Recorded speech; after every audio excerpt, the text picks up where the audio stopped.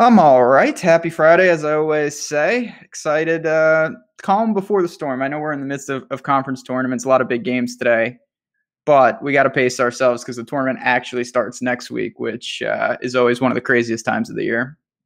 Yeah, that's for sure. Everybody's excited. March Madness is pretty much officially here. We'll go through the big conference tournaments that are going on today and into the weekend. And then, of course, the explosion of content that's coming our way next week with the tournaments. And we're going to talk a little bit more about that. But stay tuned to Awesemo for tons of content coming next week. We're going to have several shows. We're going to have a bracket breakdown. We'll have plenty of content on the website. So stay tuned to that. Real quickly, wanted to dive into some of the crazy NFL signings over the last 3-4 days. I should say signings and trade. Anything that's jumped out to you? Obviously, Antonio Brown. We talked about him last week. It was still in flux. He went to the Raiders. They got a third and a fifth for him, which seems like kind of a steal. I'm not going to argue.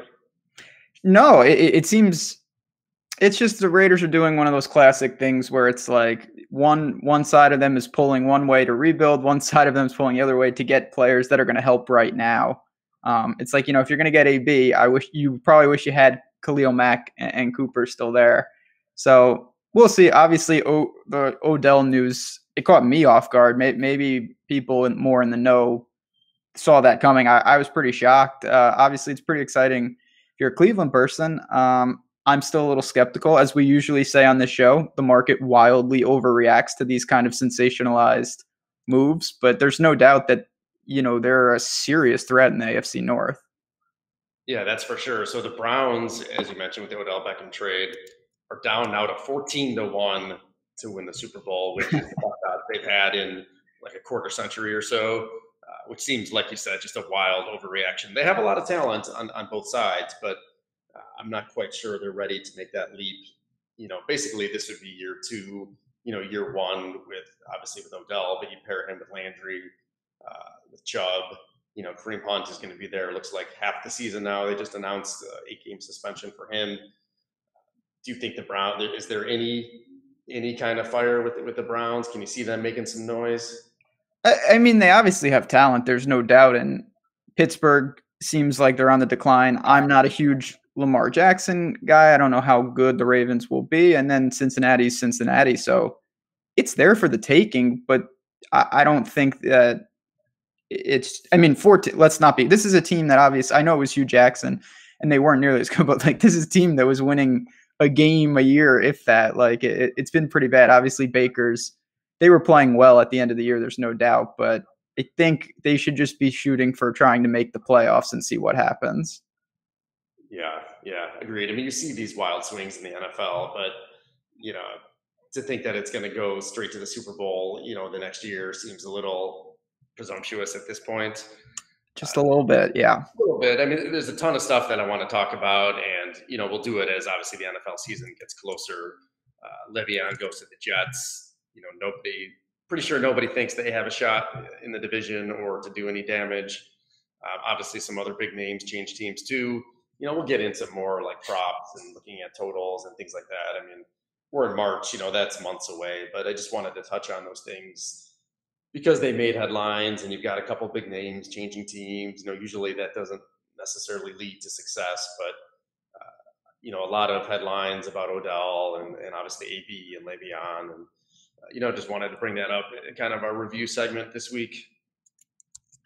No, I mean, there's a lot going on. Like I said, truth be told, I've seen it, but I think most people are, whether they're NBA people, and obviously college basketball, it's the players for golf, which we'll talk about a little bit. There's just so many other things that are happening right now. All that news is going to be there once everything calms down, and then I'm excited to I mean, for Le'Veon, it's funny I didn't even mention that, and I'm a Jets guy, so there's a lot going on, and it is exciting. Yeah, that's for sure. Well, you said it. Why don't we segue into the main topic, which of course is March Madness. You've got all the big conference tournaments tipped off, Wednesday into Thursday. Today you start to see a lot of the better teams playing if they haven't already.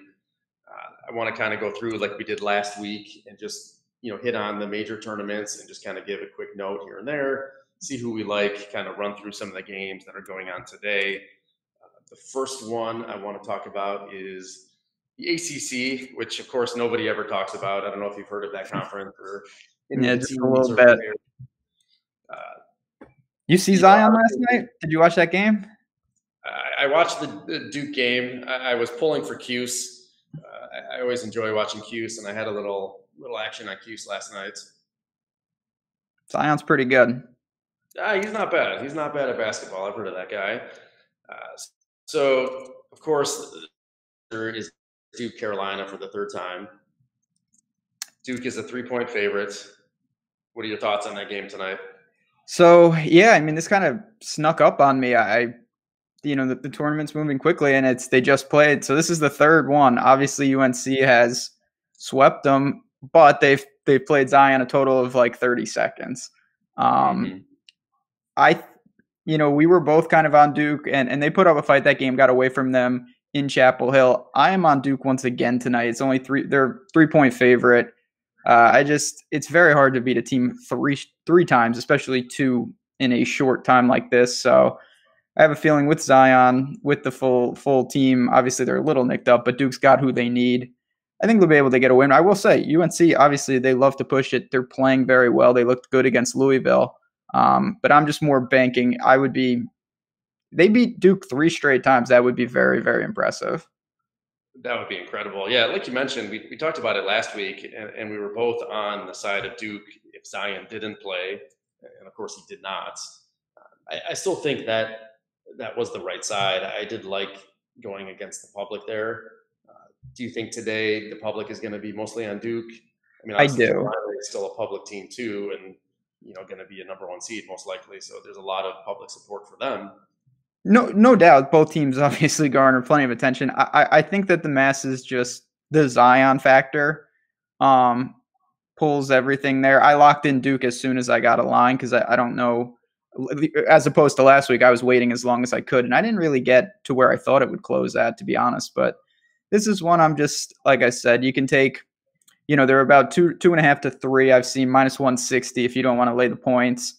Uh, but I just have a feeling that Duke, they're revving up, and this should be an interesting game for both teams. If UNC, like I said, if they can win again against a full allotment of Zion, they can make a case, obviously, that they're going to be a 1, and they're one of the favorites going into the tournament. Yeah, it is a big statement game, believe it or not, for Carolina because, like you said, they have not played really against Zion. If they can come out and really get a W, like, they could be the number one overall seed. I mean, I think that's in play. Yeah. I mean, obviously, Virginia's on the other side. They get Florida State today. Virginia's incredibly difficult to play against. So we'll see. Obviously, no disrespect, Florida State, they have a chance, but I would assume the winner of this game is going to get them tomorrow. Yeah, so like you said, I mean, kind of lost in this conversation is Virginia. Who's the The coming best. in as the defending champ? They're +120 to win the tournament, the tourney favorite. They're laying 9 today or tonight against Florida State. I feel like I said, I mean, they really are kind of lost in this conversation, even though they have the best record of these teams. Their 2 losses on the season are both against Duke. Kind of projecting, like you said, we both think Virginia is going to win today. How do you see Virginia matching up tomorrow against either Duke or Carolina? It's going to be a big statement game, regardless of who they play, to try and get that So overall seed. it's going to be interesting. And I'm obviously thinking a little, not down the road because the game is tomorrow, but I hope if Virginia gets Duke, I'm barring a spread that really throws me for a loop, I'm going to bet Virginia. I want them to get Duke. They've been swept by Duke. The second game in Charlottesville, Duke shot abnormally good from 3. They're not a good 3-point shooting team. If they get Carolina, and Carolina's coming off now beating Duke 3 straight times, I'll probably lean to stay away because I'm not sure how good this Carolina team is. Obviously, they're good, but they might be, maybe they're the best team. It really seems that way if they can get through Duke again today. So I'm going to wait and see. Obviously, I want to see how Virginia looks against Florida State's got a ton of athletes. I'm not sure they can score enough against the way Virginia plays. It's a tall task to beat a team like that.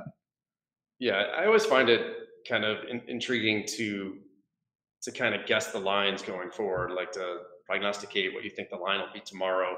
Do you think again, assuming Virginia wins, do you think Virginia is a favorite, or do you think they're gonna be getting like 1 or 2 points against either team?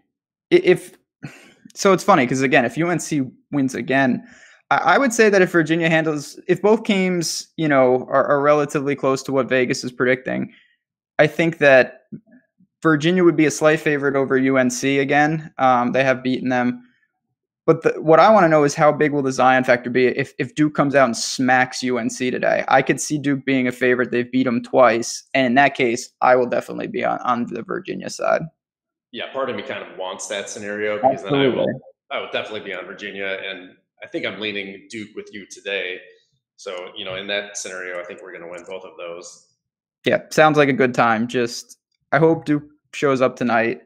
Not like I said, it's not my favorite of the bunch, but I did lock in Duke this morning. One of the few bets I've already made today.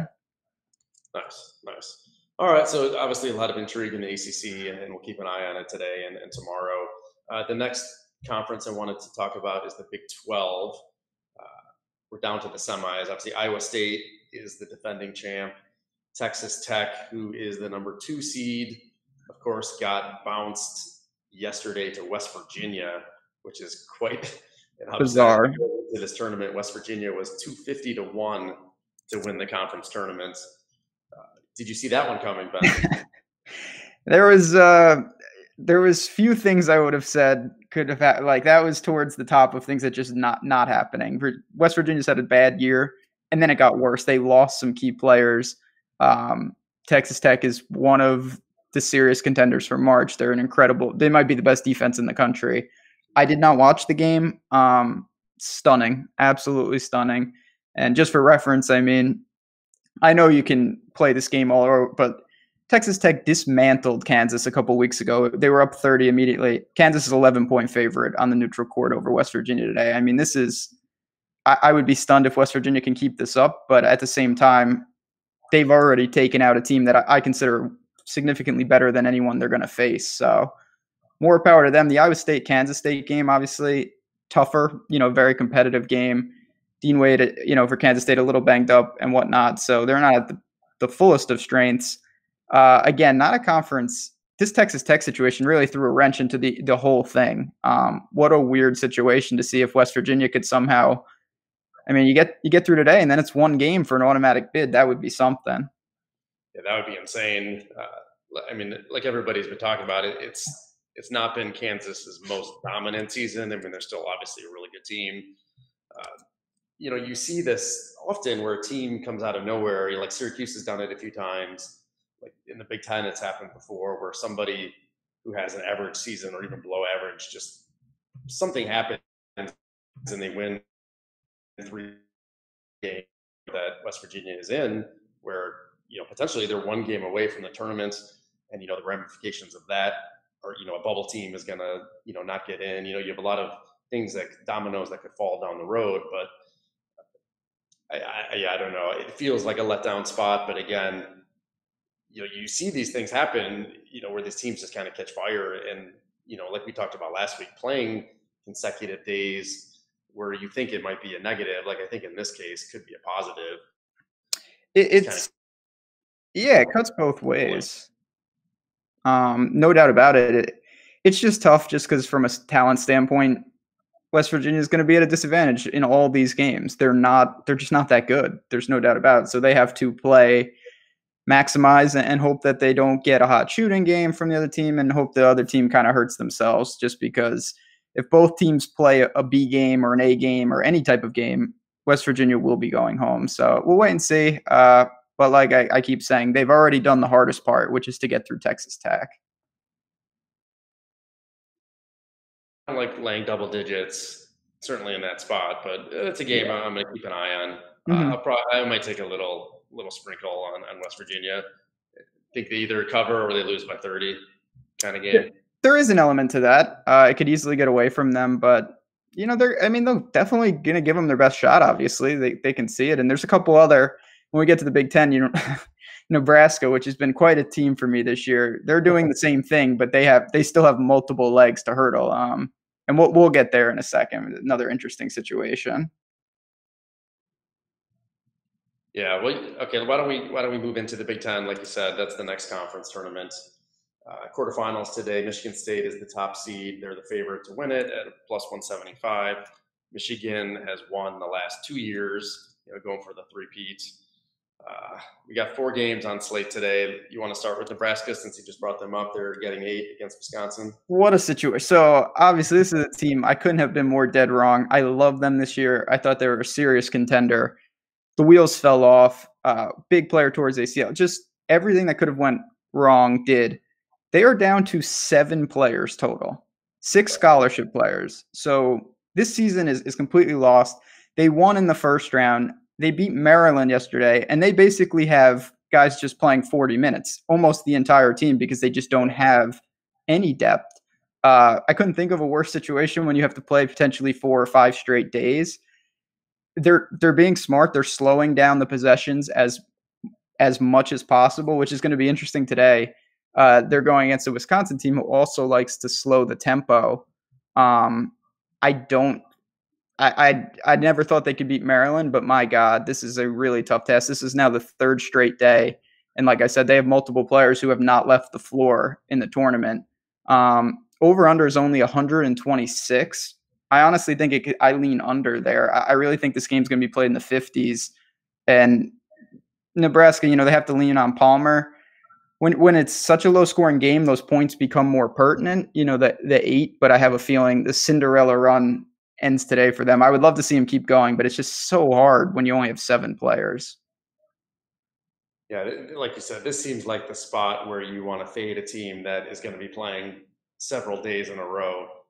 You just can't play that many minutes and expect to really compete. I mean, I'd be surprised if they keep this game close. I know, like you said, it's low scoring, so that kind of leans a little bit towards them, hanging in there. But even with Wisconsin's kind of slow down pace, I expect Wisconsin to come out and win this game pretty.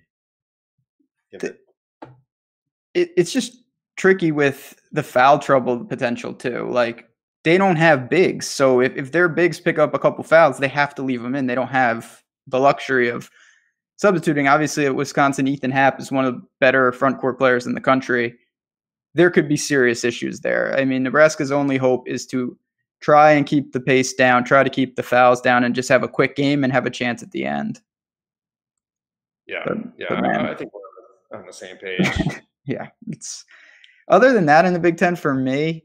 As you mentioned, Michigan State, they get Ohio State today. I'd expect them to kind of get going. There's pretty big spreads across the board. I know we're only in the quarters here, but Michigan, Purdue, pretty big favorites. I don't think I'm leaning on any of these teams. I'll say the one team I think could make a move, Minnesota against Purdue.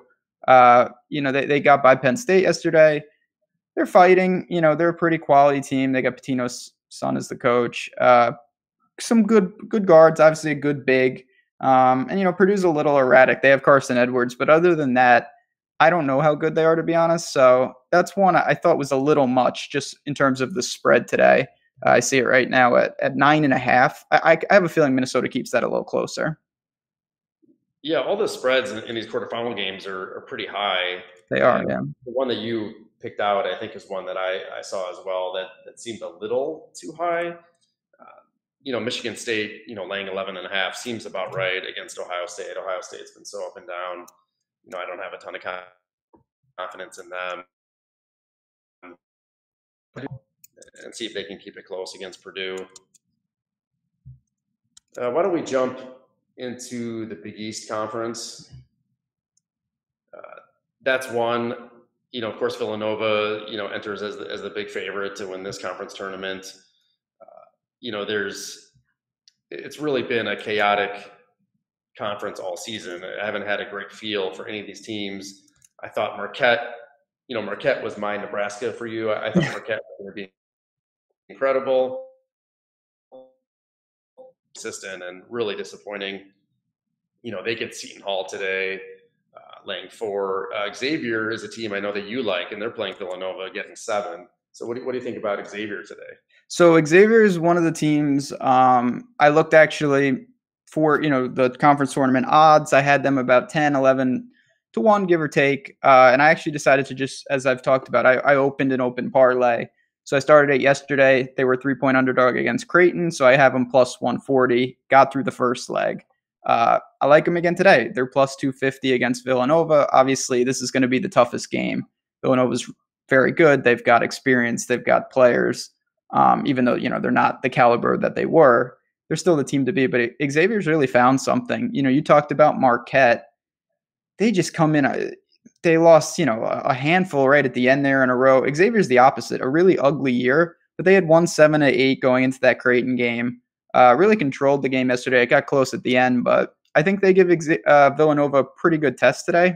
They're obviously underdog for a reason. They're not the better team, but you know what? They're going to at least come in good form. So that's really all I can ask for. And you're right. This is a league that we've seen. It's been a lot of parity, a lot of craziness. Seton Hall yesterday, Powell went nuts, destroyed Georgetown. You just get these games. It's very hard to predict, but Xavier is the one team as a very dark horse. I actually think can make a run, and maybe they can get in. I'm going to keep an eye on that game. That's one that I wasn't expecting to be real close, and kind of reading. That's a team I do want to keep an eye on because if they can beat Nova, obviously, I mean they can certainly beat the winner of Seton Hall Marquette. I mean none of those teams, really put a lot of fear into you, and all of a sudden, they're informed, they're getting into the tournament. I mean, who knows? Maybe they're kind of a dangerous team going into next week if all the cards kind of play out like they might. Obviously, like I said, Villanova is a good team. There's no doubt, but Xavier just beat them. They can beat this team, and in a Mm-hmm. situation like this, they're playing with a lot of confidence. They have the talent. It's about execution. So we'll see today what they're made of. This is the biggest hurdle. They get through today. I would expect them to win tomorrow. All right, well, let's keep an eye on that today, see what happens. Let's talk about Pac-12. Deal. Uh, Historically weak, I think is kind of lightly putting it for the Pac-12 this season. You've only got a few teams that really could potentially make some noise. You've got Washington at the top. They're the favorites to win the conference. They are only minus 2.5 today against Colorado, which I thought that line looked a little light to me. What do you think about Colorado? I mean, why is Washington only 2.5 point favorite in this game? So this conference is just a dumpster fire. I another one where I have trouble projecting these teams. Bet against Colorado yesterday, Oregon State, and they got smoked. Then they made a big comeback, did not get there. I will say that part of it maybe is some bias. I locked the other game I locked in early. I hit Washington. I got it at 2. Spread's moving with me, so we'll see. And Colorado, they're another one. They've got some talent, a really good point guard. They've been sneaky in the conference. Arizona State, I guess, would be the second best team.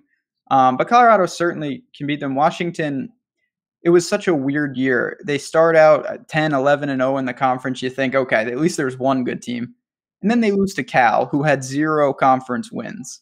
And it just shows you how wide open it is. But Washington, I still think all in all, if they didn't have that Cal loss, this would be a different situation. I think you would honestly see the spread around 3 or 4, maybe even a little higher.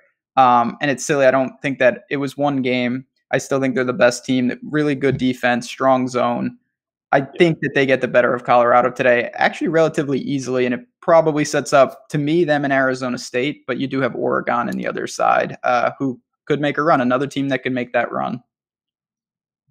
Yeah, I thought that game should be more like 4 or 5, to be honest. So I already took Washington. I mean, Look at them. just like you mentioned, that their defense is so in Syracuse, so they play that zone, that Syracuse zone. I think teams that don't see it as often, I think they do better. I kind of like Washington to make a little noise in the tournament. I mean, not to get ahead of ourselves for next week, but I think that style of play lends well against teams that don't see it that often. And there's just so few teams in the country that play that kind of zone anymore. So I like Washington today. And then, like you mentioned, the other semi is Oregon against Arizona State. Oregon's a 2 point favorite. Another team that came in kind of like Xavier, pretty hot going down the stretch in the regular season. They have this scenario where they need to win 4 in 4 days. I think they can get past Arizona State. That's going to be a tough game today. I know you mentioned that you like ASU, so I'm curious to see how that game goes. And then, against Washington, they're obviously going to beat the dog, but they may have a chance in that game, even though I will probably be on Washington. I do think that it's interesting that you brought up Washington, and obviously we're going to be doing a ton of stuff when the brackets release, but it is a good point. Even in a conference tournament, now I know these teams have seen each other, so it's a little different, but a unique style when you only have, sometimes you only have 24 hours, not even to prep. It makes it difficult. So you don't know who your opponent's going to be. And then boom, you're facing an awkward style in Washington. I do think that's an advantage for a team in a conference, in a tournament setting like this. Yeah, definitely. We'll get into that a little bit more next week. If you can find scenarios like that, I really do think that holds a lot of water, where you have a team that can throw something at anybody. Uh-oh. I scared him away with my picks. Can you hear me? Oh, you're back. I thought you abandoned me.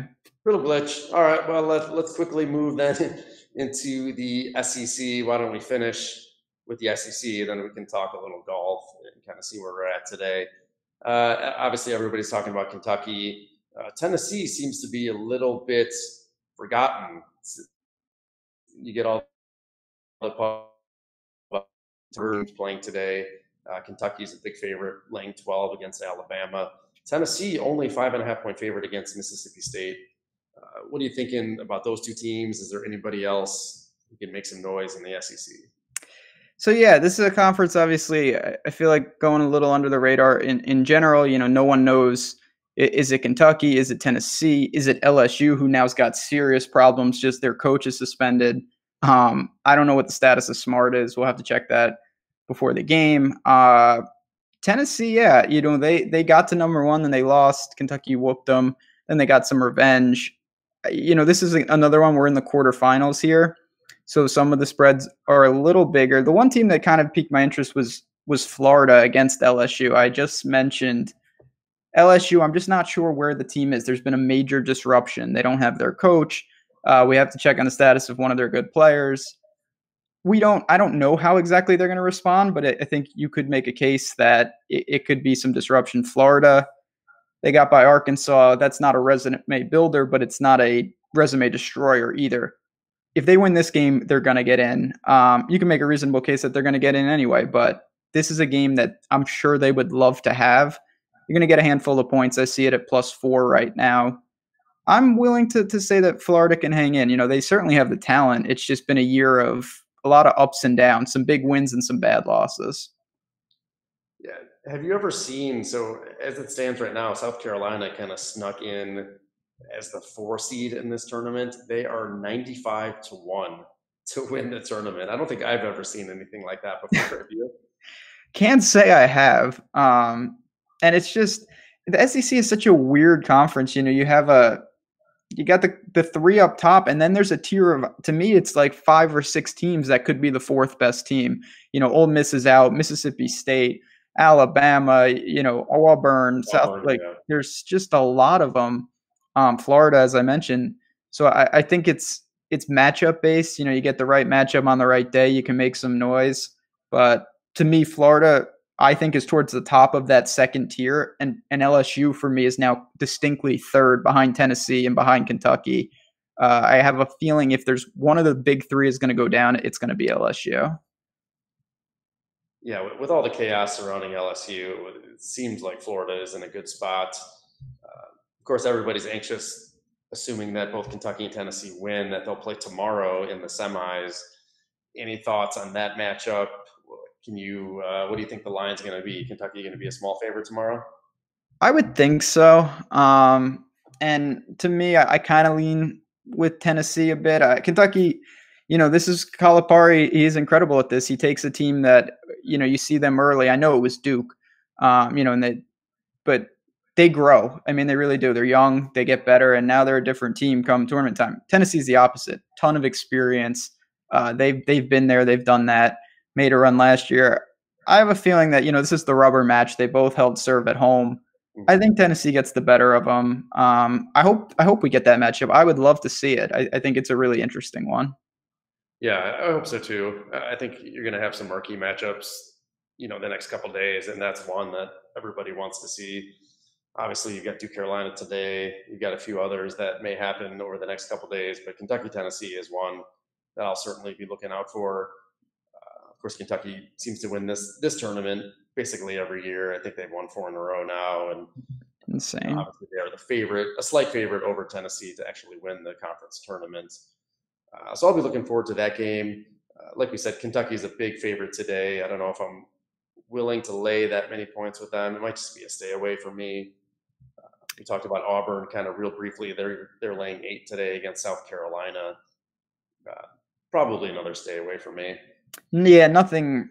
I these teams, it's with the foul situation in college basketball. It's tough because a lot of these games Yeah, you're up 5, and then it's a complete coin flip. A couple 1-and-1s. You got to make the front ends.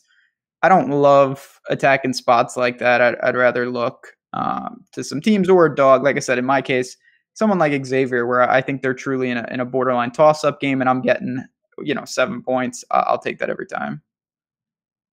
yeah, I agree with you. Why don't we real quickly then let's hit on the American Conference, and then we'll touch on golf and get out of here. The American Conference, Houston is the top seed and the favorite to win. But there's 3 other really strong teams that are all probably going to make the tournament in Cincinnati, Temple, and UCF. I know you had written about Shiz Alston on Temple. I know he's a guy you really like. Do you see Temple making some noise here? I do. I will say that Wichita State is, they're not a team that's a tournament going anywhere. I think they got a lot better during the year, very young this year. I wish Temple didn't get them today. Um, they scare me, but Temple has been a team that I've really had a good pulse with. I hit them big against UCF. That was a huge win at home. They needed that, and now they come in ready to solidify. I think their NCAA tournament chances. I have a feeling they're in already, but you win today. There's no discussions. Shiz Alston, they have and this is such a key in March. They have an experienced senior point guard, and he shoots 93, 94% from the line. So you get late, it's automatic. It's such a big deal, and I've seen it time and time again with them. They can just grab that lead late. They can lean on him. So Wichita State's playing better. I thought this spread would be maybe 3 or 4, to be honest. I think Temple finds a way to move on, and then they'll have a serious challenge. As you mentioned, Cincinnati, UCF, and Houston are all very quality teams. Yeah, that's one where it's so top heavy, like you said, and there's going to be Huge drop. matchups going forward. But yeah, I don't know. I think any of those 4 teams could potentially win this conference tournament. I don't think that's really saying much. That's not going out on a limb by any means. But yeah, Temple, only laying 1.5 was an interesting number that jumped out to me, which I'll probably just take kind of on principle as I think as the better team. But the other lines don't necessarily jump out to me right now. Me neither. The other teams is a lot of real. The conference on a whole, if I had to sum it up, take Temple out of it, it's just a lot of trouble scoring. Cincinnati's really good inside, a good rebounding team that a little anemic on offense, especially from the outside. Houston, tough nosed team. Again, little, and then UCF, they have a 7'6" guy, so that's unique. And they're just quietly going about their business. So we'll see. But when you're that type of team, I just have trouble laying close to double digits. The games, they tend to be sluggish through the mud, and it's a lot of points to cover. So I'm with you. It'll probably be look at Temple, and then we'll see what unfolds, and look at those semis matchups tomorrow. Yeah, that's one to look at tomorrow, and you're going to get some good matchups. I was just taking a quick look at the last 4 in and the first 4 out from Lunardi. As of right now, he's got Florida, NC State, TCU, and Belmont, who we talked about last week, as the last 4 in. And the first 4 out are Alabama, Texas, Indiana, and Clemson. A few of those teams that are still playing that we mentioned, with a chance maybe to move up. A lot of this is still in flux. If somebody comes out of nowhere and wins a conference tournament, there's still a few potential, scenarios where that happens. You've got like the St. Mary's scenario from last week where they knocked off Gonzaga and then all of a sudden they're in. and of course Gonzaga's in, so that bumped one of those teams out of the tournament. So that's the stuff to kind of think about today and tomorrow. Who's playing obviously on the bubble, who really affects that bubble. You can kind of get some information from there. For sure. I mean, those teams, you can't match that. I go back to Temple again. They were squarely on that bubble against UCF. You just can't manufacture that. It doesn't mean you automatically win. Clemson can attest to that, the way they blew it the other day. But it is nice to know that the team's motivation is right there, and they're kind of, right on that cusp of you need a win, and you can solidify yourself for next week. Yeah, so obviously there's a lot to talk about, for this weekend, and then next week with the tournament, we're going to have a ton of content, like I alluded to earlier. So stay tuned. We're going to have a show. The plan is to have kind of an early breakdown, kind of bracket preview on Monday. We're going to do a show on Wednesday and Thursday. I think Wednesday will be a little bit of a bracket breakdown, but also looking at the DFS perspective for college basketball for those who can play in the DFS tournaments.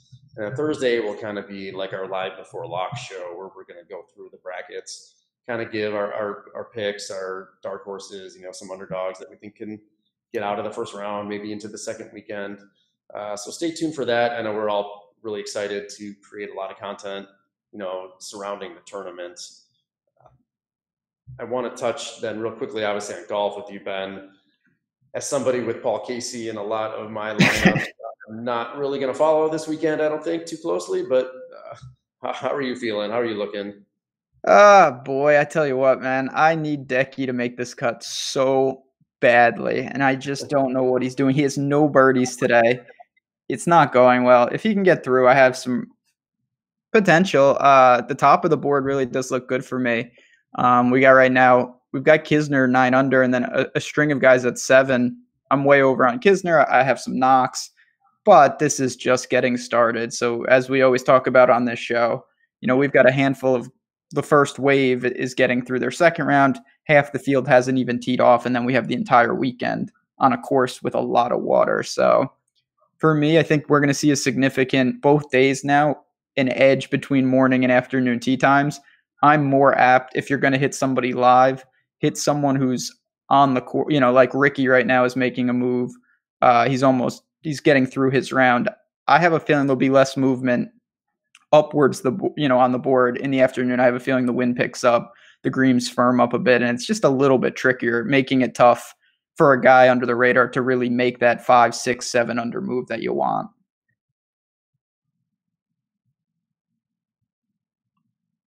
I've stunned you. Have you seen anybody making a move today? So far, I haven't been closely watching this morning. I know Tiger had a little bit of a hiccup. That's one way to describe it. Double water ball. Scores are out there. You have a handful of guys that are 5 under in their round today. So someone like Knox, Kisner, obviously Ricky got himself back in the tournament. He was in danger of being cut. It's out there if you can just, you keep it out of the water, get these par 5s. Like I said, I think you're going to see more movement here. I'd be pretty surprised if we see a lot of those 5 unders coming out on guys who haven't teed off yet. Yeah, you mentioned Rory briefly. He's, as of right now, is the favorite to win the tournament. If you want to bet kind of the future angle of it, he's 5-1.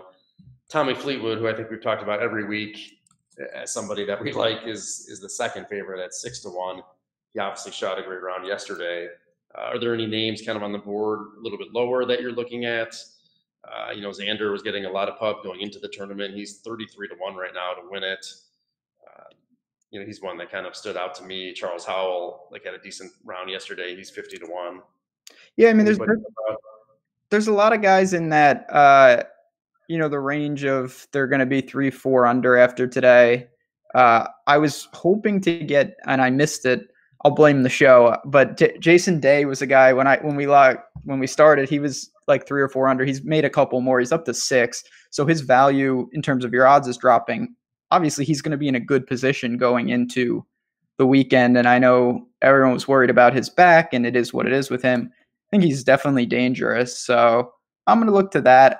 I'll be interested to see if Kisner can hold the lead. If he posts, say, 9 under, if Fleetwood, if Benny On, who haven't teed off yet, can shoot 3 or 4 under and eclipse that. I have a feeling that you could see 9 under take the 36 hole lead after it's all said and done. Yeah, it looks like everybody who was on Molinari, he's at 66 to 1 to repeat after last week. I don't think that's going to be happening. No, I hope not. It's like I said, you got to go out, post something. You just want to be in contact. Obviously, you make the cut.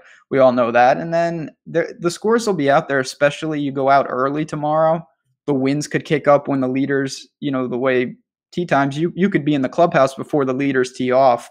You Yeah. shoot 6, 7 under, and then boom, you're in one of the final pairings. That does happen. Yeah, you're right. We've talked about it. I mean, just the distinction between playing early and late and with the weather conditions, like, is often a very key component in betting futures in golf. So that's really paramount to look at that. What we really need though is Decky to make the cut. Just get through the cut, Decky. Come on, buddy. Come on, man. It's got a couple holes left, but no, I mean, I think we obviously, as I always say, hop in Slack if you haven't. We're going to be talking about what we see. We'll get the strokes gain data for today.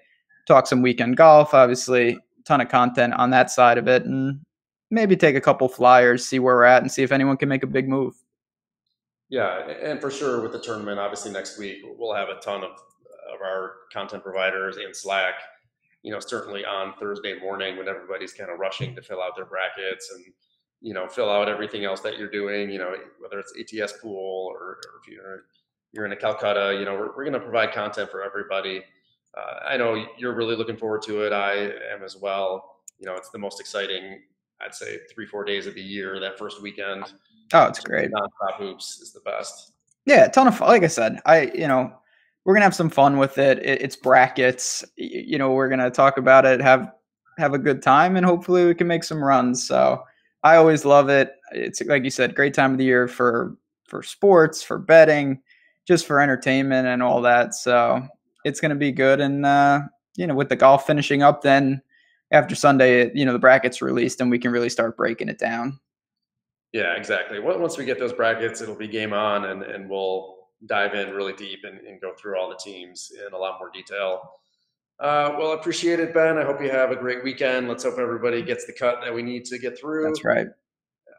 Let's get some good college games today and hopefully some cool matchups over the weekend. Like it. Yeah, obviously, as always, we'll be back. Keep an eye out for, the schedule's going to be a little different. We're going to have shows leading up to the tournament. It starts Thursday, so Monday and Wednesday, and maybe right before lock. We'll keep everyone posted. Just hop on the homepage, hit us up if you have any questions.